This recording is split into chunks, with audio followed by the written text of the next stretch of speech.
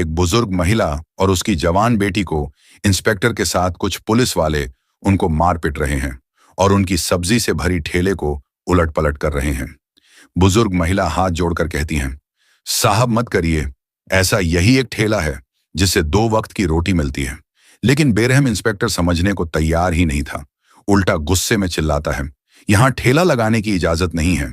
आज के बाद तुम दोनों को यहां ठेला लगाते देख लिया तो सलाखों के अंदर डाल दूंगा। इतना कहकर वो लोग वहां से अपने अपने बाइक पे बैठकर वहां से चले जाते हैं। यह दृश्य देखकर आरती मैडम का चेहरा सख्त हो जाता है, लेकिन वो बिना कोई हड़बड़ाहट दिखाए उन माँ बेटी के पास जाती हैं। बुजुर्ग माँ जमीन पर गिरी होती हैं और बेटी डरी सहमी सी रोती हुई माँ को उठाने की कोशिश कर रही होती है। आरती मैडम धीरे से पूछती हैं, मां जी, क्या हुआ? ये पुलिस वाले आप लोगों के साथ ऐसा क्यों कर रहे थे? बुजुर्ग महिला गुस्से भरी आवाज में कहती, जाओ यहां से, तुम क्या ही कर लोगी? जानकर आरती मैडम कहती है, मां जी, मैं आप दोनों की मदद करूंगी। बताइए वो क्यों ऐसा कर रहे थे? बूढ़ी मां कांपती आवाज में कहती है, क्यों हमारी गरीबी का मजाक उड़ा रही हो बेटी? जो बड़े बड़े अफसर हमारी मदद नहीं कर पाए वह तुम कैसे कर पाओगी? भगवान ने हमारी किस्मत ही ऐसी बनाई है, चले जाओ यहां से। आरती मैडम अपनी पहचान बतानी चाहिए, लेकिन कुछ सोचती है और वहां से जाने लगती है। कुछ समय बाद वही जगह मां बेटी टूटे हुए ठेले के पास बैठी होती हैं। मां अभी भी आंखें पोंछ रही होती हैं और बेटी चुपचाप सब्जियां बटोर रही होती है। तभी एक नौजवान लड़का पास आता है, कहता है, मां जी, सुना है हमारे जिले में एक नई एसपी मैडम आई हैं। आरती मिश्रा बहुत कड़क हैं, लेकिन गरीबों की सच्ची दिल से मदद करती हैं। आप चाहो तो उनके पास जाइए, सुना है किसी को भी यूं बेइज्जत नहीं होने देती। बुजुर्ग मां थकी हुई आवाज में कहती हैं, बेटा बहुत देख लिए, अफसर कौन सुनता है हमारी? लड़का गंभीरता से जवाब देता है, मां जी, एक बार मिल तो लीजिए। कहते हैं वो भी हमारी तरह ही सादा जिंदगी जीती हैं, बाजार में लोगों के बीच घूमती हैं। आप खुद देखोगी तो यकीन आ जाएगा। मां बेटी एक दूसरे को देखती हैं। बेटी के चेहरे पर हल्की सी उम्मीद की झलक आती है। फिर एक दिन वो बुजुर्ग मां और उसकी जवान बेटी उनके दफ्तर पहुंची। उनके चेहरों पर डर और आंखों में आंसू थे। जैसी उनकी नजर एसपी मैडम की तरफ जाती है तो बुजुर्ग महिला और उसकी बेटी हक्का बक्का रह जाती हैं। उनके होश उड़ जाते हैं। आरती मैडम खाकी वर्दी में मेज के पीछे कुर्सी पे बैठी थी। चेहरा गंभीर है लेकिन आंखों में आत्मविश्वास। एसपी आरती मैडम उनको बैठने को कहती है। आइए मां जी, बैठिए। कल आपके साथ हुई जुर्म को मैंने अपनी आंखों से देखा, जो मुझे बहुत दुख हुआ। बुजुर्ग महिला कहती है, मुझे माफ कर दो मैडम, मैंने आपको कल नहीं पहचाना। आप हमारी मदद करने आई थीं और हम अभागन आपसे दूर व्यवहार किया। मैडम बोली, कोई बात नहीं मां जी, ऐसी बात मत बोलिए, मैं आपकी बेटी समान हूं। इस बात को सुनकर बुजुर्ग महिला के आंखों में आंसू आ गया और उन्होंने बताया, मैडम, हम जब बाजार में सब्जी का ठेला लगाकर सब्जी बेचते हैं तो वो इंस्पेक्टर सब्जी लेने आता है और बिना पैसा दिए चला जाता। हम जब उसका विरोध करते हैं तो बोलता है, तुम्हें और तुम्हारी बेटी को जेल में डाल दूंगा। अगर तुम चाहती हो कि मैं सब्जी पैसे देकर ले जाऊं तो तुम अपनी इस बेटी को एक रात के लिए मेरे पास भेज दो। इस बात को जैसे ही आरती मैडम सुनती है तो उनका होश उड़ जाते हैं और उनकी आंखें लाल हो जाती हैं और गंभीर आवाज में बोलती हैं, इनके खिलाफ कंप्लेन क्यों नहीं लिखवाई? बुजुर्ग महिला कहती हैं, मैडम, हम कंप्लेन करने थाने गई थी। वहां का दरोगा हमें और हमारी बेटी को धक्के मारकर निकाल दिया और बोला, आज के बाद इनकी कंप्लेन लिखवाने आई तो तुम मां बेटी को सलाखों के अंदर डाल दूंगा। जाओ यहां से, भागो। इस बात की खबर इंस्पेक्टर को हो गई कि मां बेटी उसके खिलाफ कंप्लेंट करने के लिए थाने गई थी। इसलिए गुस्से में कुछ पुलिस वालों के साथ आया और हमारे सब्जी वाले ठेले को तोड़ा और हमें और मेरी बेटी को मारा। आरती मैडम गुस्से में बोलती है, मैं उनके साथ वो हाल करूंगा जो आज तक किसी ने ऐसा नहीं किया होगा। बुजुर्ग मां से कहती हैं, आप लोग जाइए, मैं कल बाजार मैं आपसे मिलती हूं। अगले सुबह आरती एक गांव की महिला बनकर गई। न कोई मेकअप, न कोई पहचान। सामान्य लाल कलर की सलवार सूट पहनकर उसी मां बेटी के ठेले के पास चली जाती है और उनसे कहती हैं, आप लोग घर चले जाइए, मैं सब्जी बेचती हूं। मां चौंकती हैं, पर मैडम आप क्यों करेगी? ये सब लोग क्या कहेंगे? एसपी मैडम बोलती हैं, मां जी, पुलिस के बर्दिए में छिपे उन गुंडों को सबक सिखाना है, इसीलिए आज मुझे सब्जी बेचने दीजिए और आप घर आराम करिए। फिर मां बेटी घर चले जाती हैं। एसपी आरती, मैडम ठेले के पास आकर खड़े हो गए। ठेले पर बहुत सारी सब्जियां सजी हुई थीं। सब कुछ तैयार था।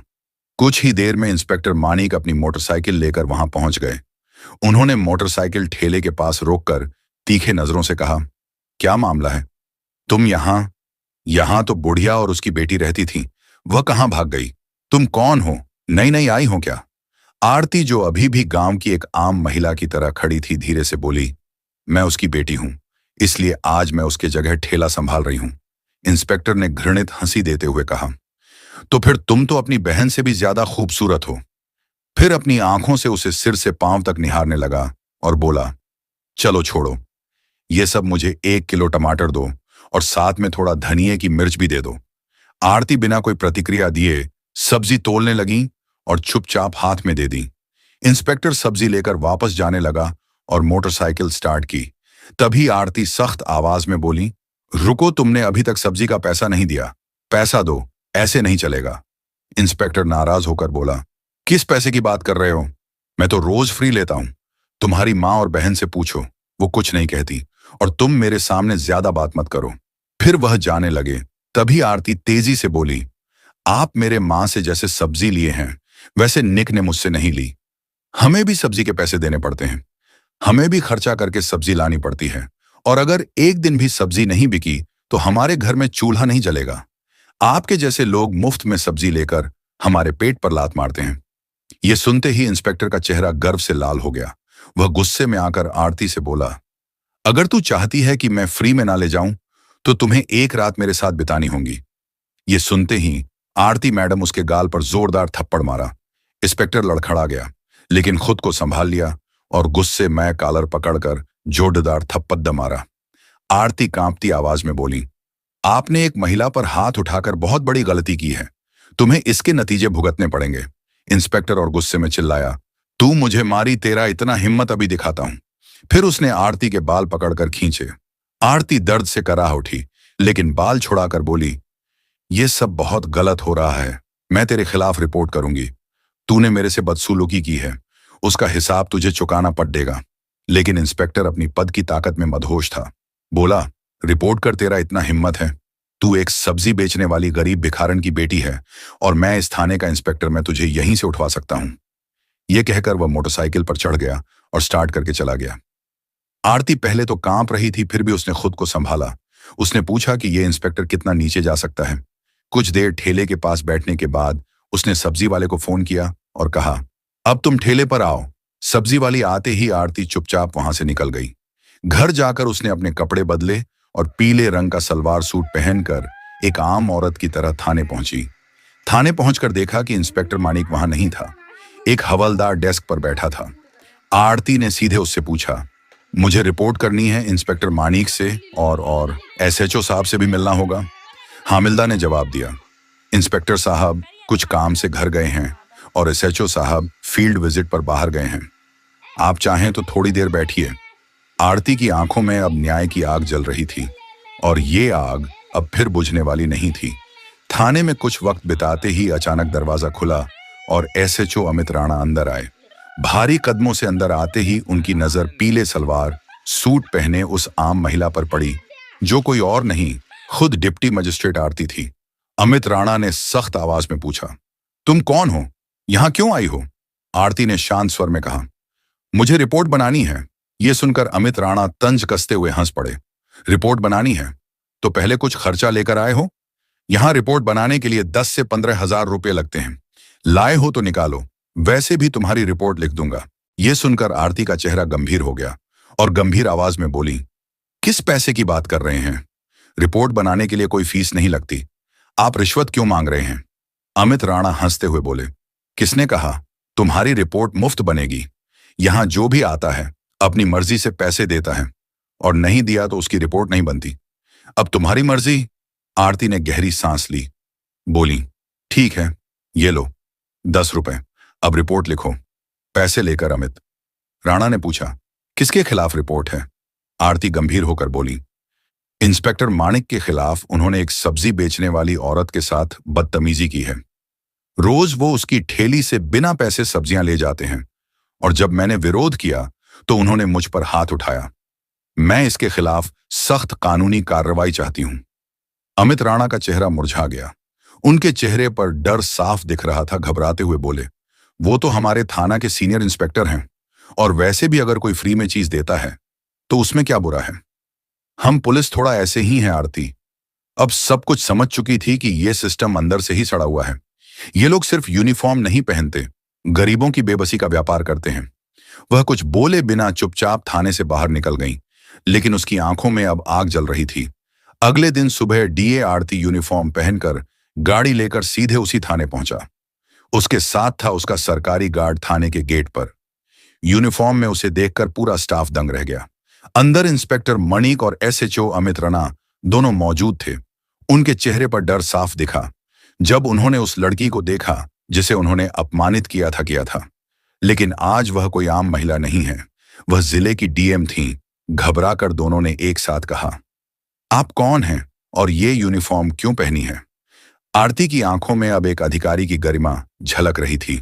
गंभीर आवाज में कहा, यूनिफॉर्म नहीं दिख रही? मैं इस जिले की डीएम आरती हूं, और अब मुझे सब पता चल गया है कि इस थाना में गरीबों को कैसे डराया जाता है, उनसे पैसे कैसे वसूले जाते हैं और कानून के नाम पर अत्याचार कैसे किया जाता है। दोनों के पैर जमीन से कट गए। घबराकर उनकी आवाज कांपने लगी। मैडम, आप क्या कह रही हैं? अगर आप सच में डीएम हैं तो फिर आईडी दिखाइए। आरती बिना कुछ कहे अपनी बैग से सरकारी पहचान पत्र निकालकर अमित राणा के सामने रख दिया। आईडी देखकर अमित राणा का हाथ कांपने लगा। उसका चेहरा सफेद पड़ गया। तुरंत हाथ जोड़कर झुकते हुए बोला, माफ करना मैडम, मुझे पता नहीं था कि आप डीएम हैं। मेरी बड़ी गलती हो गई। पीछे खड़े इंस्पेक्टर मानिक भी उस समय डर गए थे। वे भी हाथ जोड़कर बोले, मैडम जी माफ कीजिए, जो हुआ भूल जाइए, फिर कभी नहीं होगा। दोनों ऑफिसर शर्मिंदगी से सिर झुकाए खड़े थे, लेकिन डीएम आरती की ठोड़ी अब किसी नरमी कोई बात नहीं। कड़क आवाज में बोले, आज से तुम दोनों को सस्पेंड करती हूं, और जो काम यूनिफॉर्म पहन के जो कुछ किया है उसका हिसाब अब कानून करेगा। इस जिले में अब गरीबों का अपमान नहीं होगा, और यूनिफॉर्म के पीछे छुप के लूटपाट भी नहीं चलेगी। फिर पीछे खड़े स्टाफ को आदेश दिया, इन दोनों को तुरंत गिरफ्तार किया जाए और इनके खिलाफ सख्त विभागीय जांच के साथ साथ आपराधिक मामला दर्ज हो। आज तुमने साबित कर दिया कि वर्दी ताकत का नहीं, जिम्मेदारी का प्रतीक है। लेकिन जो तुमने किया वो ना तो इंसानियत है, न कानून के लायक। अगर मैं आज तुम्हें सिर्फ सस्पेंड कर दूं तो तुम्हें सजा नहीं, छूट मिल जाएगी, और तुम फिर किसी गरीब को कुचलोगे, किसी बेबस की आवाज को बंद करोगे। इतना कहकर आरती जैसे ही आगे बढ़ने लगी, इंस्पेक्टर मनीष और एसएचओ अमित राणा उनके पैरों में गिर पड़े। आंखों में शर्म और डर साफ झलक रहा था। मैडम, एक आखिरी मौका दे दीजिए, हम सच में बदल जाएंगे। अमित राणा गिड़गिड़ाया, माफ कर दीजिए मैडम, वादा करता हूं आगे ऐसी गलती नहीं होगी। अगर दोबारा कुछ किया तो जेल भेज देना। मनीष ने सिर झुकाते हुए कहा। आरती कुछ पल शांत रही, फिर गहरी सांस लेते हुए गंभीर स्वर में बोली, तुम्हें माफी नहीं, इंसाफ मिलेगा।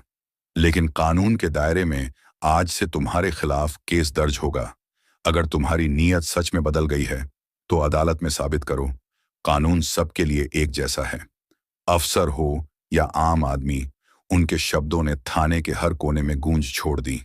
आरती ने जाते जाते पूरे स्टाफ की ओर देखते हुए कहा, पुलिस की वर्दी डराने के लिए नहीं होती, भरोसा दिलाने के लिए होती है। जब तक इस वर्दी को पहनने वाला इंसान खुद इज्जत देना नहीं सीखेगा, तब तक इस वर्दी की इज्जत भी नहीं होगी। बाहर निकलते ही पूरा थाना शर्म में डूबा हुआ था।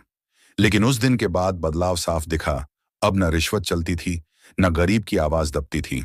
सब्जी बेचने वाली महिला फिर से मुस्कुराती दिखती थी। अब उसे पुलिस का डर नहीं, भरोसा होता था। यह कहानी बताती है कि जब सत्ता में बैठा व्यक्ति ईमानदारी से न्याय करता है तो पूरा सिस्टम बदल सकता है, और वर्दी की असली पहचान उसके कर्मों से होती है, न कि पद से। अगर ये कहानी आपको पसंद आई तो इसे जरूर शेयर करें, ताकि हर किसी तक ये संदेश पहुंचे कि अन्याय करने वाला अफसर भी सजा का हकदार होता है और कानून सबके लिए बराबर होता है।